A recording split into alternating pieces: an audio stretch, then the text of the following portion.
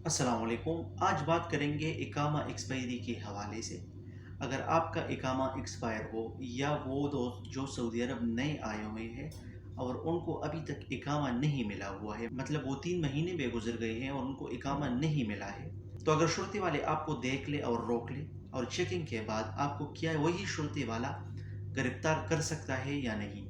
तो आज इसी वीडियो में इसी सवाल के हवाले से वजाहत करेंगे कि अब का कानून क्या है और इससे पहले कानून कैसे हुआ करता था,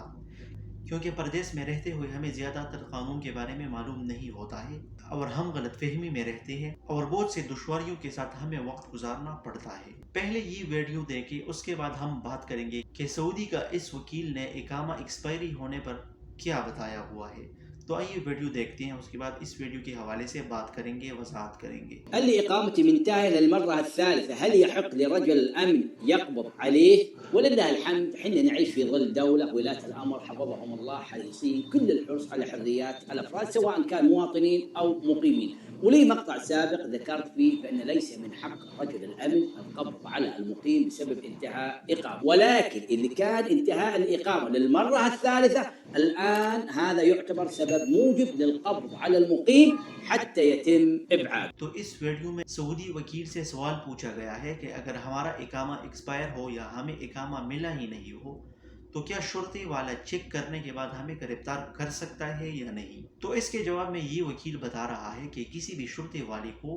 اقامہ ایکسپائری پر کسی بھی غیر ملکی باشندے کو گرفتار کرنے کی اجازت نہیں ہے، اور نہ ان کو یہ اختیار حاصل ہے کہ اگر کسی باشندے کا اقامہ ایکسپائر ہے آپ ان کو گرفتار کر لیں، لیکن شرط یہ ہونا چاہیے کہ آپ کا صرف اقامہ ایکسپائر ہو، اس کے علاوہ آپ کے اوپر کوئی دوسرا کیس وغیرہ نہیں ہو۔ تو یہ سب سے اہم خبر ہے اور یہ آپ کا بنیادی حق بھی ہے کہ آپ کو اس حوالے سے معلوم ہونا چاہیے۔ یا تو لوگ سنتے نہیں ہیں یا لوگوں کو قانون کے بارے میں معلوم نہیں ہوتا ہے۔ اگر آج سے 4-5 سال پہلے کی قانون دیکھا جائے تو اس میں یہ تھا آپ کا اقامہ ایکسپائر نہیں ہونا چاہیے تھا۔ اس کے علاوہ اگر آپ کے پاس اقامہ نہ بھی ہوتا تھا تو اگر آپ کے موبائل میں اس کی فوٹو کاپی ہوتی تھی یا جیب میں اس کی فوٹو کاپی بھی ہوتی تھی تو اس سے کام چل جاتا تھا۔ اس کے علاوہ اگر آپ کا اقامہ ایکسپائر ہوتا تھا اور آپ کو شرطی والا پکڑ لیتا تھا، چاہے آپ سعودی عرب کے کسی بھی شہر میں موجود ہوتے تھے اور آپ کو پکڑ لیا جاتا تھا یا چیکنگ کے بعد آپ کا کوئی سٹیٹس وغیرہ شو نہیں ہوتا تھا، تو آپ کو وہیں سے گرفتار کر کے ریاض شمیسی میں لے کے آتے تھے پوچھ تاچھ کے لیے، اور وہاں پر آپ کی ریکارڈ وغیرہ چیک کر لیا جاتا تھا۔ تو چیک کرنے کے بعد اگر آپ کا اقامہ ایکسپائر ہوتا تھا تو آپ کو چھوڑ دیا جاتا تھا۔ اس کے علاوہ اگر آپ کے اوپر کوئی کیس ہوتا تھا یا آپ نے کوئی وائلیشن کی ہوتی تھی تو کورٹ کچہری کی بعد آپ کو ڈیپورٹ کروا دیا جاتا تھا۔ یا بعض دفعہ ایسا ہوتا تھا کہ آپ کا سب کچھ ٹھیک ہوتا تھا، آپ کا اقامہ بھی وائلڈ ہوتا تھا، سب کچھ ٹھیک ہوتا تھا،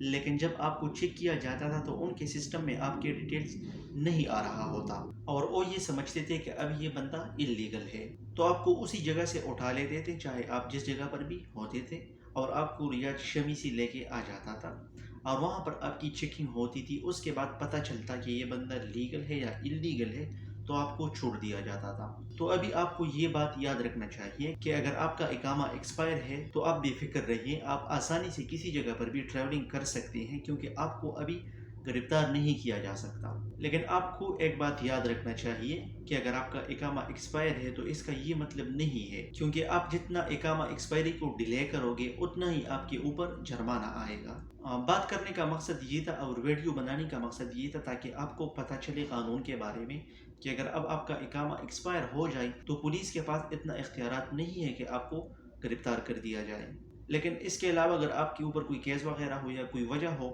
اس کے بنا پر آپ کی گرفتاری ممکن ہے۔ تو یہ ایک اہم خبر تھا، میں نے چاہا کہ ایک ویڈیو بنائیں تاکہ دوستوں کو اس پیغام کے بارے میں آگاہی ہو، اور آپ سے یہ امید ہے کہ آپ اس ویڈیو کو دوسری دوستوں تک بھی پہنچاؤ گے۔